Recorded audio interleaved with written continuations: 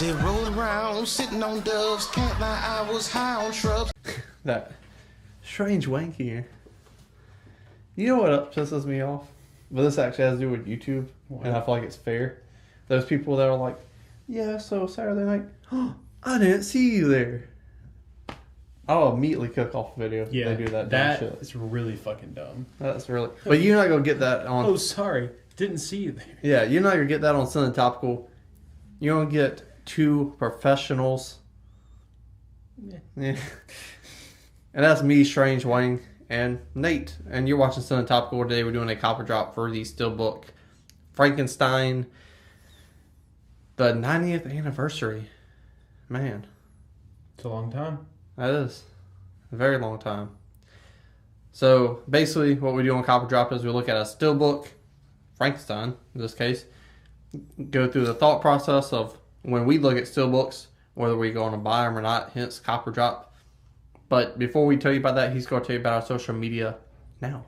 That's true. If you scroll down to the description box below and pop it open, you'll find links to our social media accounts so you can give us a follow, and we'd appreciate that. You also find links to our coffee account and our Patreon account if you would like to help us make some improvements around the studio. We can't really afford to do that on our own, so we appreciate you. Yeah, we really need like a portable green screen for Strange Wang's car so I can get pictures of people, because when we have people come in and do videos and I forget to get pictures of them for the green screen, that would be helpful. But onto the SteelBook. On the front cover, we got Frankenstein. All these are in black and white. Movies in black and white. Makes sense. Frankenstein, he's on the front cover. He looks like Strange Wang at 15 years old, grabbing his first pair of titties. And it makes sense because I know the movie, but I'm a slime and a perv. That's true. So I've been told. So that's immediately what I thought of, and that's kind of funny. It is kind of funny, especially considering how terrified that poor girl probably was if that's how you looked coming at her titties. Well, I had a much happier face. Probably. Maybe a little drool coming outside. Yeah, he looks like he's about to choke somebody, except they're not calling him daddy. And, it is a horror movie. They might. The next one, they gave him a bride, the bride of Frankenstein. That's true. But it's a horror movie, so it's supposed to be terrifying. That haircut's awful. But, this movie's 90 years old. I like that they kept it black and white and didn't try to, fuck with it with color or anything like that.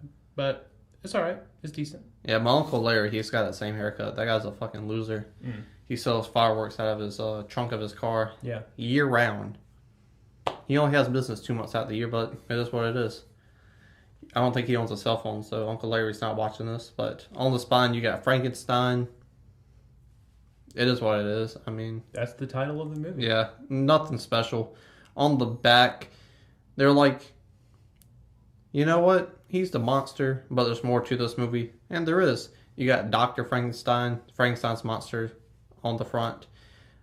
We can't see, I'm assuming Igor's there too, probably creeping. And he's doing science. It's true. Science, bitch. I like it because it's different. When you think of this movie, you don't immediately think of that. Yeah. But I'm glad they're letting you know there's more to it. Yeah, me too. I definitely appreciate they included that because it's how many people... I'm not like the snob that's going to actually somebody every time, but it's like most people are going to refer to the monster as just Frankenstein, right?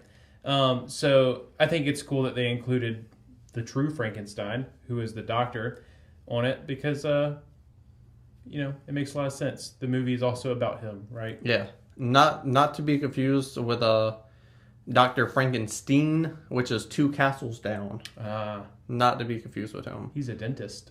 He is. On the inside, you have Frankenstein's monster laying down. You got Igor and his hunchback, and then Dr. Frankenstein on the left. I like this because once you pop the disc out, you get a little glimpse of Igor. You might throw up a little bit in your mouth. He's an ugly motherfucker. But the main focus is Dr. Frankenstein, which is on the left. The discs don't cover him up. That's big for us. Mm-hmm. I think we have different things that we really focus on when it comes to these, but we both agree on the importance of the inside.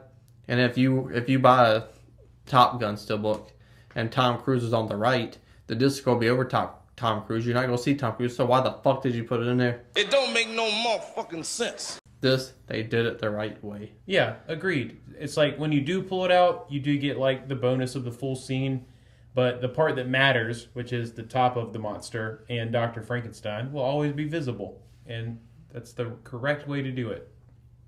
And then we got the disc, got the 4K and the Blu-ray. You got same thing as Dracula, but they should have made Frankenstein green, the name, because when you think of Frankenstein, you think green. That was my go-to for Halloween as a kid. Frankenstein? Yeah. Paint yourself green. It's fucking fun, you know. That was just me. Get a little crack in the head, some staples over here. Very nice. Random. But they should have went with the fucking green on that. That pisses me off. Yeah. But you did put the Frankenstein's monster on the disc, so that's cool. Yeah, I agree. It would have been pretty neat if, with all these Universal monster movies, they kind of like color coordinated the 4K disc to something relating to like. Because Dracula, the red makes sense because blood. Right. Yeah, and green would have made more sense for Frankenstein. Yeah. But like if they did a Little Wayne steelbook, red blood makes sense. Yeah, I like the font that they chose. It's like it's got that very like classic feel to it, like that old movie feel. Like I can just hear like the trumpet music, yeah. You know, like, and it just sounds gritty because it's on a fucking like vinyl.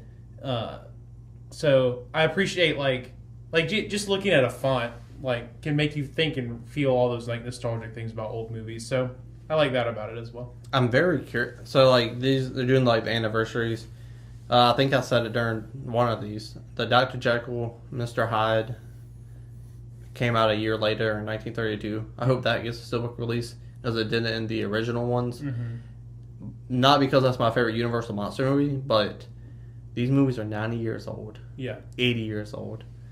That 4K, I'm curious. Yeah, that's true. How much can you do with like some of the oldest, like, because you don't want to take away cinema, you know? Because I feel like in this case, it would take it like a little bit of the creep. It might take away. Yeah, like you don't want to lose the flavor, you know? Yeah. Like, yeah, you don't want to overcook it. Yeah. That's perfect. I agree with that a lot. Great analogy. And because that grittiness of that old film, it actually does add a lot to like the vibe and like the eeriness of these old movies. So give you goosebumps like R.L. Stein. Yeah. But name of the show, Copper Drop. I own this on Steelbook, like I mentioned. That Steelbook release that the slipcases that Alex Ross did, and I believe he's a comic book artist. He did the Steelbooks for these. I bought all of those. I grew up with these in my childhood, so I loved them. I had to have them. Don't need to rebuy them because I don't watch them like that. Mm-hmm. Halloween, October time, I'll pop 2 or 3 in. I'm not sitting down watching all of them. It takes me back to a time before I was in school, you know. I might have been in 4K maybe, but like these shits. And now this movie is too. This shit's in. These shits were terrifying to a young, strange Wang, but it'll be a drop for me. Yeah, I don't have that nostalgic connection to these. I love, what they contributed to the future of cinema and like everything that we've gotten because these films did in fact get made, but they just don't mean that much to me personally. If I'm scrolling through TV and like TCM has one on, I'll watch it for a little bit, but it's not something that I personally feel like I need to own. But I'm really glad that they are like 90 years later still being recognized with steelbooks. But it's a drop for me as well. Just take it back, like get a time machine, take it back to the director of this. A book. There's no pages in this. But tell me what you thought about this down in the comment section below. You copping, you dropping? I don't know. That's why you gotta tell us. Scroll back up, hit that like button, share the video, and subscribe. It's not a game, it's a rich thing.